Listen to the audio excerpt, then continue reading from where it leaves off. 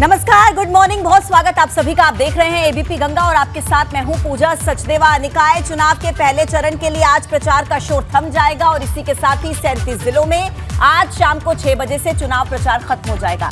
निकाय चुनाव के लिए तैयारियां पिछले काफी दिनों से चल रही हैं और अब आगामी गुरुवार यानी कि 4 मई 2023 को पहले चरण का मतदान होगा और इसके लिए सहारनपुर, मुरादाबाद, आगरा, झांसी, प्रयागराज, लखनऊ, देवीपाटन, गोरखपुर और वाराणसी डिवीजन में तैयारियां लगभग पूरी कर ली गई हैं। अगले साल लोकसभा चुनाव होने हैं और इसी के मद्देनजर राजनीतिक पार्टियों ने इस निकाय चुनाव में भी अपनी पूरी ताकत झोंक दी है।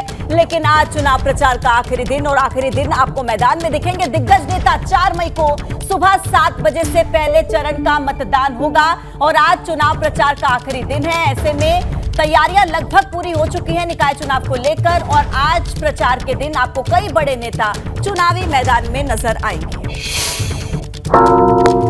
और चलिए अब आपको ये बताते हैं कि कौन सी ऐसी जगह है जहां पर आज प्रचार रुकेगा। सहारनपुर मंडल में शामली, मुजफ्फरनगर सहारनपुर और बिजनौर, अमरोहा, मुरादाबाद, रामपुर, संभल। आगरा मंडल की अगर बात करें तो आगरा, फिरोजाबाद, मथुरा, मैनपुरी। झांसी मंडल की अगर बात की जाए तो झांसी, जालौन, ललितपुर में आज चुनाव प्रचार थमेगा। प्रयागराज मंडल में कौशाम्बी, प्रयागराज, फतेहपुर और प्रतापगढ़ हैं जहां पर आज प्रचार का शोर थमेगा। लखनऊ मंडल में आते हैं उन्नाव, हरदोई, लखनऊ, रायबरेली, सीतापुर और लखीमपुर खीरी।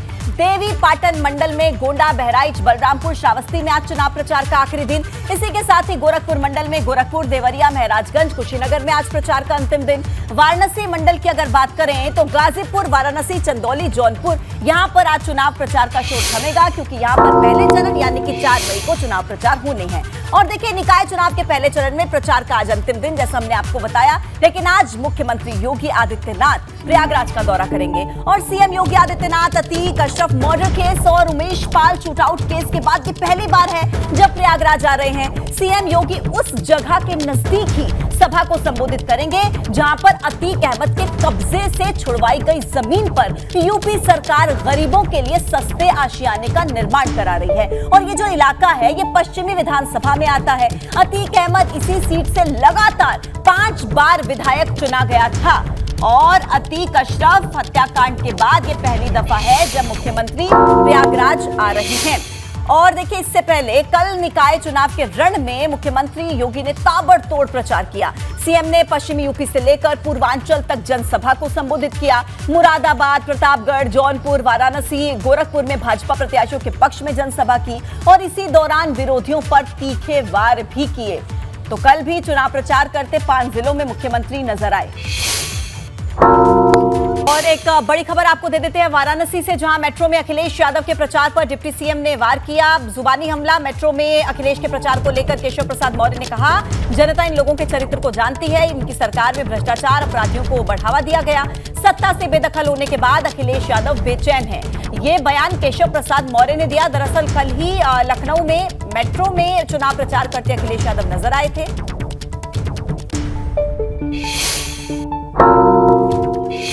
और सपा के राष्ट्रीय प्रमुख महासचिव प्रोफेसर रामगोपाल यादव ने सीएम योगी पर तंज कसा। साथ ही बसपा सुप्रीमो मायावती पर हमला बोलते हुए बसपा को भाजपा की बी टीम करार दिया। सारे लोग जानते हैं कि वो बीजेपी की बी टीम की तरह काम कर रहे हैं, हमें कुछ भी नहीं सुना। देखिए, वहाँ से जो खबरें आ रही हैं कर्नाटक से, दिल्ली में, और लोग मिल रहे हैं, और राजधानी दिल्ली है, वहाँ तो हर जगह से लोग आते हैं। हमें ऐसा लगता है कि वहाँ बीजेपी की हालत बहुत खराब नहीं, बहुत खराब। कुछ लोगों ने तो, जो इंडिपेंडेंट है, नॉन पॉलिटिकल लोग हैं, उनका मानना है कि वहाँ बीजेपी को अगर 30 या 40 सीटें मिल जाए तो बहुत बड़ी चीज़, और कांग्रेस वहाँ अकेली स्पष्ट बहुमत में सरकार बनाने जा रही है। ये आम लोगों का आरोप है। और देखिए, ओम प्रकाश राजभर ने एक बार फिर से यू टर्न लिया है। दरअसल देवरिया में उन्होंने कहा कि हिंदुओं के ऊपर खतरा बताकर सरकार पिछड़ों का, दलितों का हक मार रही है। उनके लिए हिंदू सिर्फ वोट के लिए है, हिस्सेदारी के लिए नहीं है। असल में देश में हिंदू खतरे में नहीं है, बल्कि हिंदू कार्ड खेलने वाले भाजपा नेताओं की कुर्सी खतरे में।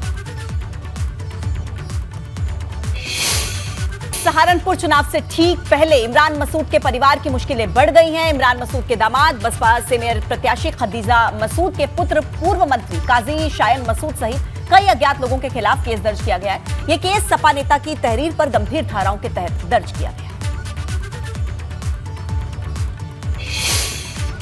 तो आज चुनाव प्रचार का अंतिम दिन और आज यूपी भाजपा अध्यक्ष भूपेंद्र सिंह चौधरी रामपुर में 3 सभाओं को संबोधित करेंगे। इसके अलावा डिप्टी सीएम केशव प्रसाद मौर्य प्रयागराज, श्रावस्ती, गोंडा में जनसभाओं को संबोधित करेंगे। डिप्टी सीएम ब्रजेश पाठक लखनऊ में प्रचार की कमान संभालेंगे। कुल मिलाकर बीजेपी के तमाम दिग्गज नेता आज प्रचार मैदान में उतरेंगे। अंतिम दिन प्रचार का पूरा जोर लगाएंगे। अलग अलग शहरों की जिम्मेदारी सभी को दी गई है। दोनों मुख्यमंत्री अलग अलग शहरों में आपको नजर आएंगे और इसी के साथ ही भूपेंद्र चौधरी भी रामपुर में जनसभा को संबोधित करेंगे। केशव प्रसाद मौर्य की प्रयागराज, श्रावस्ती, गोंडा में रैली रहेगी और डिप्टी सीएम ब्रजेश पाठक लखनऊ में प्रचार करेंगे। तो देखिए, सभी बीजेपी के दिग्गज नेता चुनाव प्रचार में आज अंतिम दिन में लगातार जुटते नजर आएंगे। और देखिए, कल बिजनौर में भाजपा प्रदेश अध्यक्ष भूपेंद्र चौधरी ने कार्यकर्ताओं के साथ निकाय चुनाव को लेकर मंथन किया। बिजनौर में भाजपा में गुटबाजी होने पर भूपेंद्र चौधरी ने यह दावा किया कि नाराज कार्यकर्ताओं को हमने मना लिया है।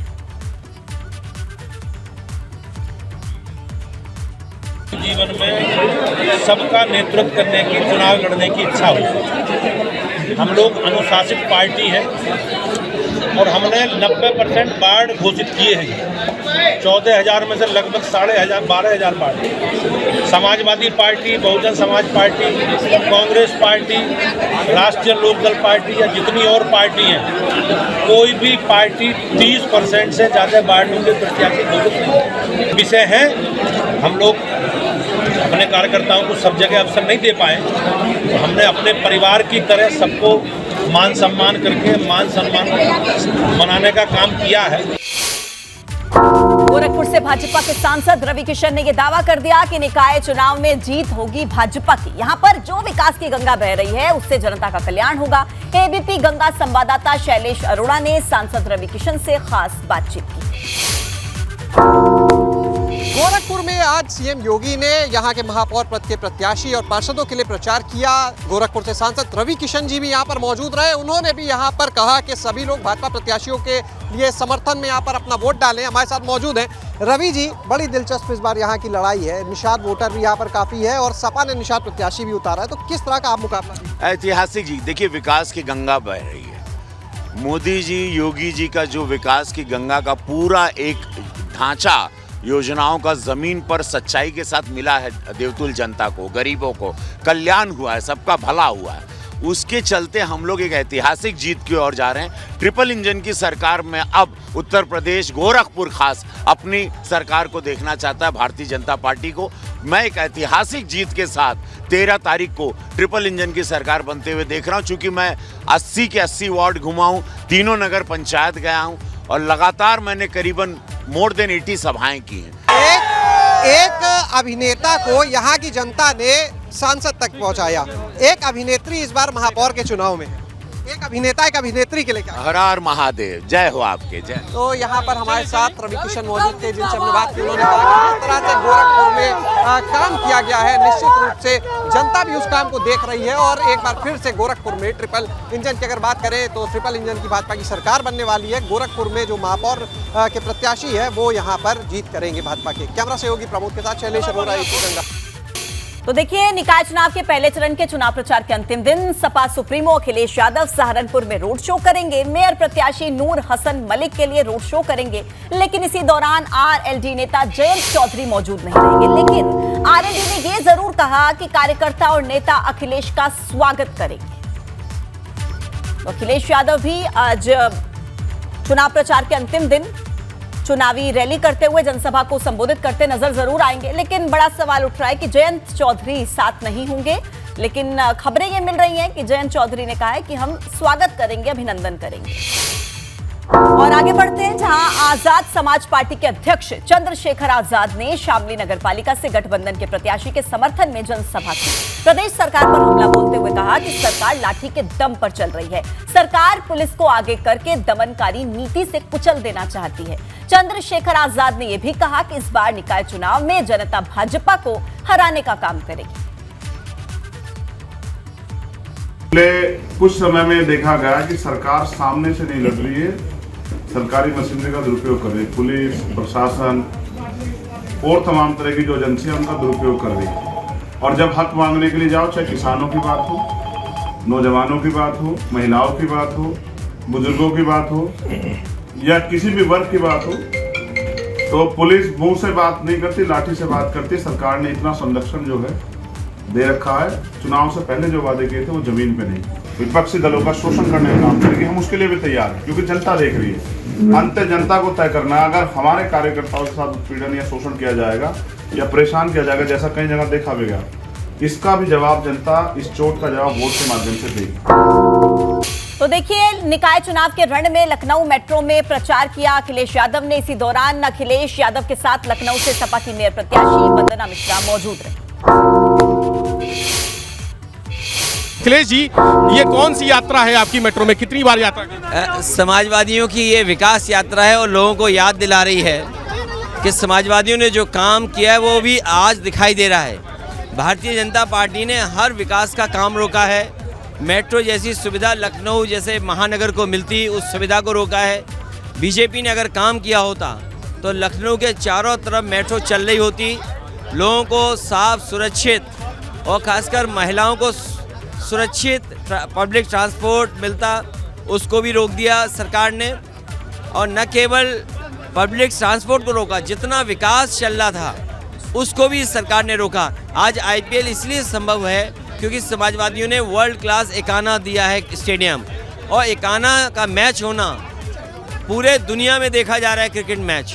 तो ये समाजवादियों ने जो लखनऊ को पहचान दी है, और लखनऊ के विकास के लिए मैं अपील करना चाहता हूँ, जहाँ मेट्रो, स्टेडियम या लखनऊ का इंफ्रास्ट्रक्चर दिया है उसके पक्ष में जनता मदद करे, समाजवादियों की मेयर जिताए। अभी तक जितने मेयर जीते हैं वो भाजपा ही जीते हैं, और भाजपा के मेयरों ने केवल लखनऊ को कूड़ा दिया, गंदी नालियाँ दी, नाले दिए, गोमती जैसा काम जो विकास का हो रहा था, रिवर फ्रंट तैयार हो रहा था, उसको रोक दिया। तमाम सुविधाएं जो जनता को मिलनी चाहिए थी, उन सब सुविधाओं को बीजेपी ने रोका है। इसलिए बीजेपी का सफाया लखनऊ से हो। मैं देख रहा हूँ इतनी जबरदस्त भीड़ है, यहाँ पैर रखने की जगह नहीं है मेट्रो में। ऐसा नज़ारा पहले मैंने मेट्रो में कभी नहीं। ये अच्छी बात है कि इसी प्रचार से लोग निकलेंगे, मेट्रो से निकलेंगे और मेट्रो का प्रचार करेंगे। इसके आगे क्या? आगे लगातार प्रचार होगा और जनता को बीच में लगातार समाजवादी लोग रहेंगे। लेकिन मुख्यमंत्री को लेकर तमाम मंत्री दौरे पर हैं, तमाम चुनावी प्रचार कर रहे हैं। आज कुछ ही घंटे बाकी हैं। क्या मुख्यमंत्री और मंत्री अपने भ्रष्टाचार की बात बताने जा रहे हैं कि किस तरीके से उत्तर प्रदेश का इन्होंने बजट नहीं खर्च किया, जो स्वास्थ्य विभाग था, जो शिक्षा विभाग था, जो इंफ्रास्ट्रक्चर का काम था, जो नहीं किया, क्या वही बताने निकले हैं? तो अखिलेश यादव जी हैं जो आज चुनाव प्रचार पे निकले हैं, और इतनी ज़बरदस्त भीड़ है चारों तरफ। यहाँ पर मेट्रो खचाखच भरी हुई है, और इसी के साथ उन्होंने कहा कि ये शुरुआत है, और शुरुआत हुई है। मेट्रो से लोग चुनाव की जीत तय करेंगे। कैमरा सहयोगी हरिओम के साथ विवेक त्रिपाठी, एबीपी गंगा, लखनऊ। तो देखिए, लखनऊ मेट्रो में प्रचार करने के बाद सपा अध्यक्ष अखिलेश यादव गोमती रिवर फ्रंट पहुंचे, जहां पर अखिलेश यादव ने प्रेस कॉन्फ्रेंस की, भाजपा पर तीखा हमला बोला। ये कुकरेल का नाला देखो आप, ये बीजेपी के लोगों का विकास है। ये देखिए नाला, ये नाला जो है ये बीजेपी का विकास है।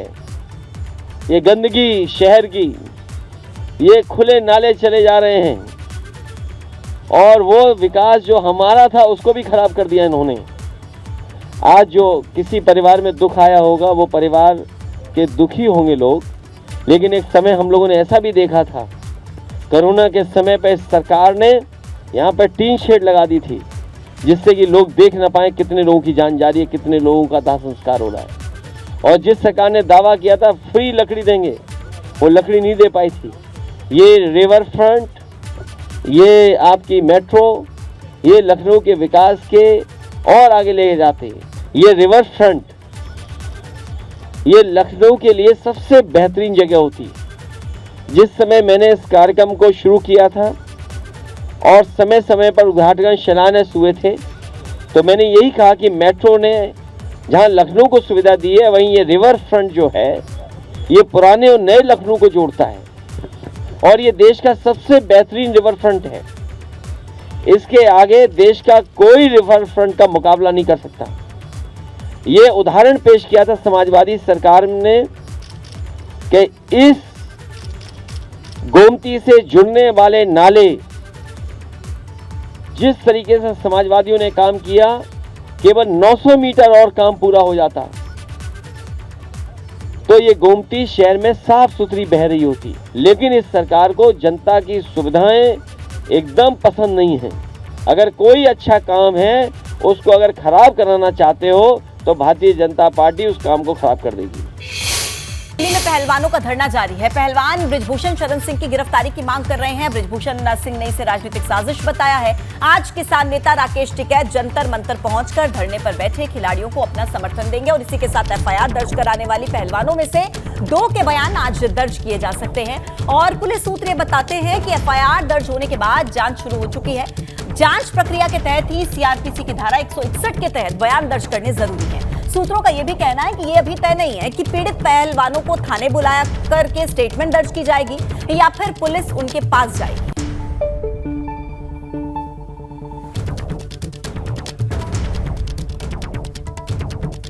तो देखिए, दिल्ली के जंतर मंतर पर पहलवानों का धरना प्रदर्शन जारी। मामले में आज 2 पहलवानों का बयान दर्ज हो सकता है। बड़ी खबर इस वक्त की आप तक पहुंचा रहे हैं। बृजभूषण सिंह की गिरफ्तारी की मांग कर रहे हैं और दिल्ली पुलिस मामले की जांच में जुटी हुई है। सूत्रों के हवाले से यह भी खबर मिल रही है। और आज समर्थन देने के लिए राकेश टिकैत भी जंतर मंतर जाएंगे। दिल्ली में पहलवानों का धरना चल रहा है और ये धरना प्रदर्शन अभी भी जारी है। और इसमें एक बड़ा अपडेट ये है कि 2 पहलवानों का जो बयान है वो आज दर्ज हो सकता है। इस पूरे मामले को लेकर दिल्ली में पहलवान धरने पर बैठे हुए हैं और आज किसान नेता राकेश टिकैत भी जंतर मंतर पर जाकर अपना समर्थन पहलवानों को दे सकते हैं। उनकी मांग है कि बृजभूषण सिंह की गिरफ्तारी हो। अब ऐसे में देखना होगा कि 2 पहलवानों का जो बयान है वो भी दर्ज होता है। और साथ ही सूत्र क्योंकि ये बता रहे हैं कि पुलिस इस पूरे मामले की तफ्तीश अभी कर रही है, जांच प्रक्रिया जारी है, तो अपडेट क्या इस खबर पर मिलता है देखना रहेगा। लेकिन दिल्ली के जंतर मंतर पर अभी भी पहलवानों का धरना प्रदर्शन चल रहा है। ये इस वक्त की बड़ी खबर आप तक पहुंचा रहे हैं।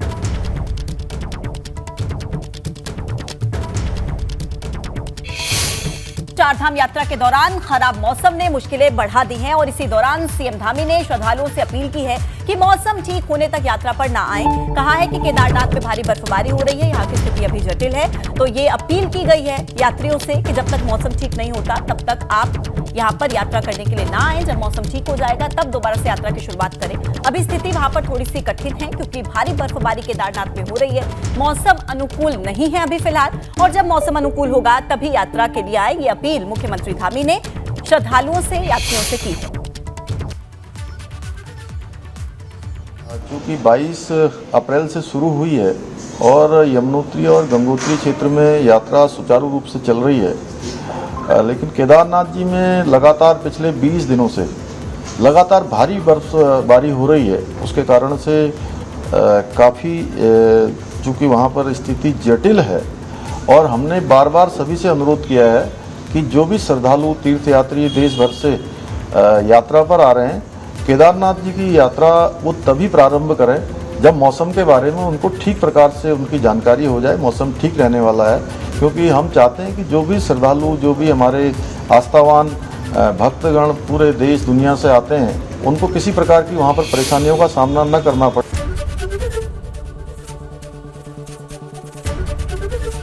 एबीपी गंगा, खबर आपकी, जुबान आपकी।